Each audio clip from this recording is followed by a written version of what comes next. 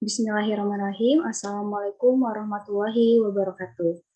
Selamat pagi, salam sejahtera untuk kita semua. Salam Om Swastiatsu, Namo Buddhaya, salam kebajikan. Puji syukur kehadirat Allah Subhanahu wa Ta'ala karena atas rahmat dan nikmatnya kita dapat berkumpul dan berjumpa dalam keadaan sehat walafiat. Salawat serta salam tak lupa kita curahkan kepada Nabi kita, Nabi Muhammad Shallallahu Alaihi Wasallam. Semoga sampai kepada sahabatnya, para tabiatnya, dan kepada kita selaku umatnya. Amin ya robbal alamin. Yang terhormat Bapak Dr. Denny Hermai MSN, yang terhormat Bapak Arifin Ahmad SPD MPD, serta yang saya banggakan rekan-rekan kelas 7B Universitas Pasundan Bandung. Baiklah, pertama-tama izinkan saya memperkenalkan diri. Perkenalkan, nama saya Asrin Mukminingrum. Saya di sini sebagai moderator sekaligus pemateri kedua yang akan membahas tentang pembelajaran berbicara bahasa Indonesia sekolah dasar. Di mana di sini saya akan memperkenalkan anggota kelompok saya, yaitu ada saya sendiri, yaitu Asri Murtiningrum. Kemudian di sini ada Nida Zakiyah Rahmiani selaku pemateri dari pemateri pertama. Selanjutnya Trida Safaria sebagai pemateri keempat, dan Novia Arba Putri Asnita sebagai pemateri ketiga. Baiklah, untuk mempersingkat waktu, saya akan memberikan kesempatannya kepada pemateri pertama, yaitu Nida Zakia. Kepada Nida, saya persilakan. Baik, terima kasih moderator atas kesempatannya. Saya Nida Zakia Rahmiani akan menyampaikan tentang pengertian pembelajarannya. Pembelajaran identik dengan kata mengajar yang berasal dari kata ajar yang artinya adalah petunjuk yang diberikan kepada orang supaya diketahui atau diturut, yang ditambah dengan awalan pe dan akhiran an menjadi pembelajaran, sehingga artinya adalah proses, perbuatan, cara mengajar, atau mengajarkan sehingga peserta didik mau untuk belajar. Nah, di sini terdapat pengertian pembelajaran menurut Gagner, yaitu pada tahun 1977, di mana pembelajaran adalah proses interaksi antara peserta didik dengan pendidik dan sumber belajar pada suatu lingkungan belajar yang menghasilkan suatu peristiwa belajar yang dapat membentuk sikap dan kepercayaan pada peserta didik. Kegiatan pembelajaran dilakukan untuk membantu peserta didik dalam proses pemerolehan ilmu pengetahuan, penguasaan kemahiran, tabiat, serta pembentukan sikap dan kepercayaan pada diri peserta didik. Nah, lalu ada slide selanjutnya, yaitu membahas tentang pengertian berbicara. Berbicara ini merupakan salah satu dari keterampilan berbahasa, yang mana keterampilan berbahasa itu seperti kita ketahui terdapat 4. Yang pertama adalah keterampilan membaca, lalu keterampilan menulis, keterampilan menyimak, dan juga keterampilan berbicara.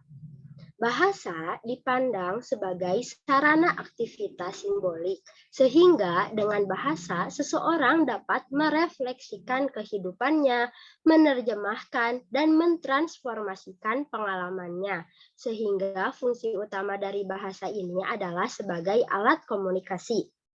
Menurut Tarigan tahun 1983 halaman 15, berbicara ini merupakan kemampuan yang memiliki guna untuk mengucapkan bunyi-bunyi artikulasi atau memiliki kata-kata untuk dapat diekspresikan, menyatakan gagasan, menyampaikan pikiran, dan juga menyampaikan perasaan.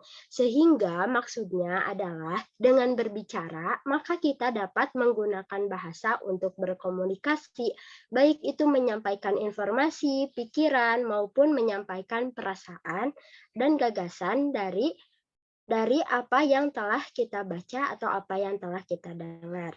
Tujuan utama dari berbicara adalah sebagai alat untuk mengkomunikasikan laporan, hiburan, maupun ajakan, juga untuk meyakinkan pendengar, untuk mengajak, dan juga mempengaruhi. Nah, adapun dari kedua pengertian tadi, maka pembelajaran berbicara adalah proses belajar mengajar yang mengarah pada tujuan pembelajaran, yaitu peserta didik memiliki kemampuan untuk mengkomunikasikan ide, gagasan, perasaan, dan juga pendapatnya kepada orang lain. Adapun pada materi teks fiksi dan non-fiksi ini diharapkan peserta didik dapat mengemukakan ide dan gagasannya dari teks yang telah dibacanya maupun dapat mengkomunikasikan hasil atau informasi yang didapatkannya dari apa yang telah mereka pelajari. Sekian penyampaian dari saya kembalikan kepada moderator. Terima kasih kepada pemateri pertama atas pemaparannya. Selanjutnya di sini saya akan melanjutkan materi pada slide selanjutnya.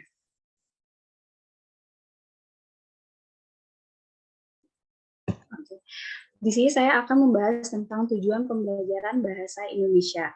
Pada dasarnya, mata pembelajaran bahasa Indonesia bertujuan agar seseorang memiliki kemampuan berbahasa Indonesia yang baik dan benar. Sedangkan menurut Febrianto, tahun 2019, tujuan utama dari bicara adalah untuk berkomunikasi agar dapat menyampaikan pokok pikiran secara efektif. Sedangkan menurut Navia tahun 2018 menyatakan bahwa pembelajaran bahasa Indonesia mengarahkan siswa untuk lebih mengembangkan keterampilan berkomunikasi dengan bahasa Indonesia yang baik dan benar. Maka berdasarkan ungkapan para ahli dapat disimpulkan bahwa tujuan pembelajaran bahasa Indonesia haruslah dimiliki setiap orang agar dapat menyampaikan pokok pikiran secara efektif. Bahwasanya berbicara bahasa Indonesia dapat mengembangkan komunikasi dengan bahasa Indonesia yang baik dan benar. Dengan meningkatkan pembelajaran bahasa Indonesia ini, jadi pembelajaran bahasa Indonesia diharapkan dapat mengembangkan pengetahuan siswa baik dari segi kehidupan maupun ilmu pengetahuan serta kemampuan berbahasa. Mungkin cukup sekian penjelasan dari saya. Selanjutnya akan dibahas oleh Saudari Novia. Kepada Novia dipersilakan. Baik, terima kasih kepada moderator. Selanjutnya ada masalah pembelajaran berbicara di sekolah dasar. Yang pertama itu, adanya kelemahan tingkat penguasaan kemampuan berbicara dalam menyampaikan pengetahuan baru dari teks fiksi maupun teks non-fiksi. Hal ini terlihat pada saat pembelajaran, siswa lebih sering memilih diam ketika diberi kesempatan untuk bertanya. Tidak tersedia mengemukakan pendapat, usul dan sarannya serta tanggapannya secara lisan atau untuk menjawab pertanyaan. Kebanyakan dari mereka lebih memilih diam daripada berbicara menyampaikan pengetahuan barunya dari teks non-fiksi karena berbagai alasan, seperti takut salah, perasaan malu, dan takut ditertawakan oleh temannya, maupun karena belum tumbuhnya keberanian pada diri setiap peserta didik untuk mengungkapkan pendapat atau jawabannya, walaupun sebenarnya peserta didik tersebut mengetahui jawaban dan pertanyaan yang telah diajukan oleh gurunya. Nah, yang kedua ada siswa sering mengalami kesulitan dalam mengutarakan apa yang dipikirkan serta kepercayaan diri untuk berbicara di depan umum. Pada realitanya, dalam pembelajaran berbicara bahasa Indonesia dalam menyimak teks fiksi dan non-fiksi, di sekolah dasar, khususnya siswa masih mengalami kesulitan. Siswa sering mengalami kesulitan dalam mengutarakan apa yang ingin dia sampaikan, apa yang dia pikirkan, dan serta kepercayaan dirinya yang kurang untuk berbicara di depan umum. Karena siswa terlalu merasa gugup saat berdiri di depan umum dan berbicara di depan teman-temannya. Cukup sekian penjelasan dari saya kembalikan kepada moderator. Terima kasih kepada Saudari Novia atas penjelasannya. Selanjutnya di sini akan dilanjutkan oleh Saudari Trida Sakaria. Untuk Trida dipersilakan. Baik, terima kasih kepada moderator. Selanjutnya di sini saya akan membahas mengenai solusi permasalahan pembelajaran berbicara bahasa Indonesia di sekolah dasar. Yang pertama, mengupayakan suatu bentuk pembelajaran yang tidak monoton, variatif, menarik, menyenangkan, dan dapat merangsang atau memotivasi siswa untuk berani berbicara menyampaikan pengetahuan baru dari teks fiksi maupun non-fiksi. Hal ini dapat dilakukan dengan menggunakan model pembelajaran yang kreatif dan inovatif, misalnya dengan menggunakan model cooperative learning, yang merupakan suatu model pembelajaran di mana siswa belajar dan bekerja dalam kelompok-kelompok kecil secara kolaboratif. Selain itu, dengan model pembelajaran ini, siswa dapat bekerja sama dengan sesama temannya sehingga siswa memiliki banyak kesempatan untuk mengemukakan pendapat, mengelola informasi yang didapat, dan dapat meningkatkan keterampilan berkomunikasi. Lalu yang kedua, ada mengupayakan upaya yang dapat diselesaikan untuk mengatasi masalah mengalami kesulitan dalam mengutarakan apa yang dipikirkan serta kepercayaan diri untuk berbicara di depan umum, antara lain melakukan identifikasi terlebih dahulu mengenai hambatan yang dialami siswa serta solusi guru. Kemudian melakukan kinerja atau performance assessment. Dilakukan dengan cara mengajak siswa untuk mengembangkan sebuah sinopsis cerita fiksi ataupun non-fiksi menjadi beberapa dialog, kemudian mempraktekannya di depan kelas. Kegiatan ini dilakukan dengan cara berpasang-pasangan agar dapat bertukar dialog. Tes ini juga akan melatih nalar siswa dalam mengembangkan sebuah cerita menjadi sebuah dialog yang dirangkai dengan bahasa mereka sendiri, serta melatih kepercayaan diri siswa. Mungkin sekian yang bisa saya sampaikan, kurang lebihnya mohon maaf, saya kembalikan kepada moderator.